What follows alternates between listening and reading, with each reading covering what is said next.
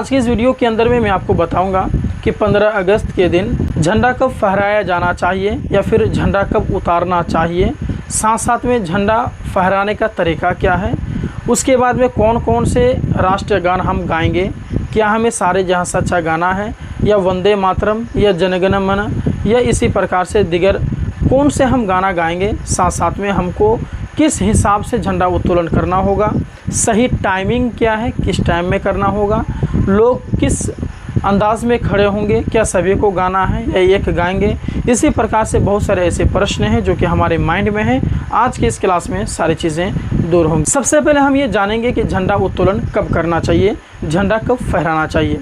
देखिए, इसका कोई नियम या टाइमिंग संविधान में फिक्स नहीं है। आप सूर्य उदय के बाद और सूर्य अस्त से पहले आप फहरा सकते हैं, लेकिन ज़्यादातर ये देखा जाता है बहुत सारे स्कूलों में कि 8 बजे या फिर 8:30 या 9 या 9:30 बजे लोग झंडा उत्तोलन करते हैं, झंडा फहराते हैं। आप इनमें से किसी भी वक्त में आप फहरा सकते हैं, लेकिन ऐसा नियम नहीं है कि आपको 10 बजे ही फहराना होगा, 9 बजे ही फहराना होगा, 11 बजे ही फहराना होगा, ऐसा नहीं है। जैसे कि मैंने आपको कहा कि सूर्य उदय होने के बाद और सूर्य अस्त से पहले आपको जो है झंडा उत्तोलन कर देना है।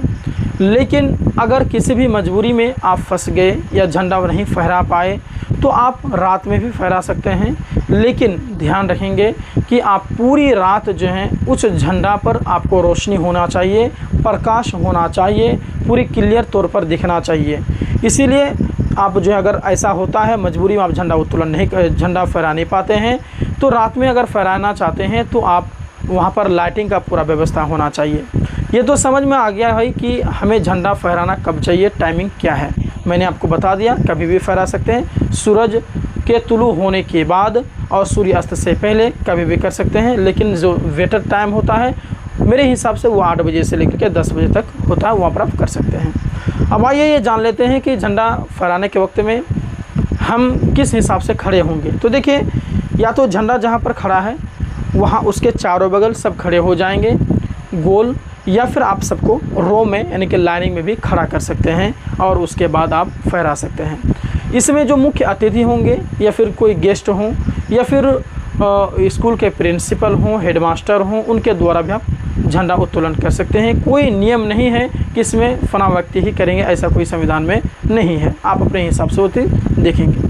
अब आइए जान लेते हैं कि झंडा उत्तोलन में कौन कौन से हमें राष्ट्रीय गान गाने चाहिए। क्या जनगण मन ही हमको पढ़ना होगा, सारे जहाँ से अच्छा नहीं पढ़ सकते हैं, या क्या हमें सारे जहाँ से अच्छा ही पढ़ना होगा, वंदे मातरम नहीं पढ़ सकते हैं। इसी प्रकार से बहुत सारे प्रश्न हैं। तो देखिए, संविधान में कहीं पर भी नहीं लिखा हुआ है कि आपको राष्ट्रीय गान ही यानी कि जनगण मन ही आपको पढ़ना होगा या सारे जहाँ से अच्छा नहीं पढ़ सकते हैं, ऐसा कोई नियम नहीं है।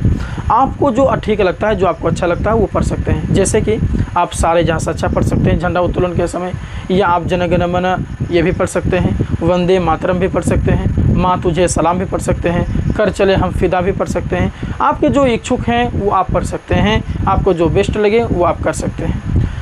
अब आइए ये जान लेते हैं कि झंडा को कब उतारना चाहिए। मैंने आपको बताया कि सूर्य अस्त होने से पहले, सूरज डूबने से पहले आपको झंडा उतार लेनी चाहिए, ये बेस्ट तरीका होता है।